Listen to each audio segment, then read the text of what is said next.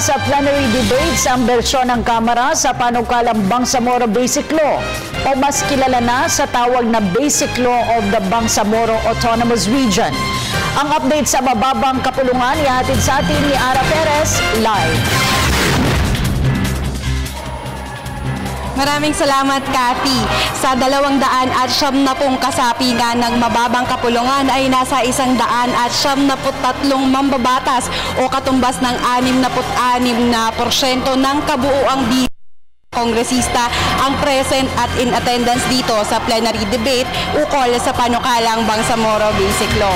Inamin nga ni Ad Hoc Committee Chair Rufus Rodriguez na hindi naging madali ang kanilang pinagdaanan patungo dito sa plenaryo.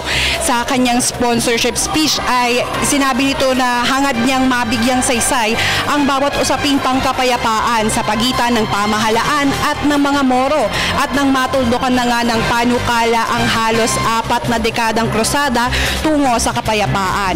Samantala, hindi naman ikinaila ng mga mambabatas mula sa Mindanao ang kanilang pangamba sa opt-in provision ng BBL na siyang magbibigay ng pagkakataon sa Bangsamoro government na mag-expand ng higit pa sa core territories nito na kinabibilangan ng mga probinsya ng Basilan, Sulu, Tawi-Tawi, Lanao del Norte at Maguindanao na siyang pangunahing kumakatawan sa umiiral ngayong autonomous region in Muslim Mindanao.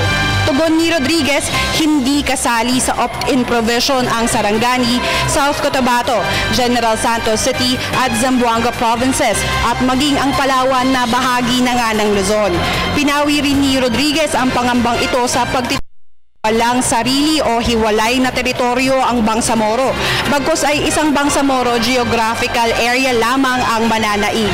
Nilinaw ni Rodriguez na bagaman sa kauna-unahang pagkakataon ay magkakaroon ng isang parliamentary democratic political system na nakapaloob sa isang unified presidential form of government, ang BBL ay mananatiling sang-ayon sa saligang batas ng Pilipinas.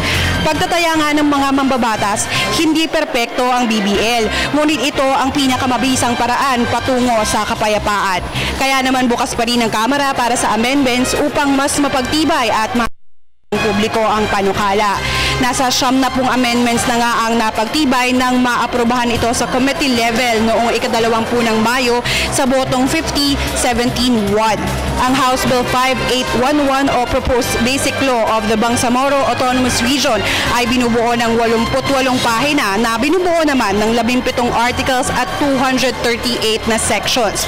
Formal ngang nagsimula ang plenaryo ngayong araw ng Lunes sa ganap na alas 5 ng hapon at inaasahang tatagal ito hanggang mamayang madaling araw.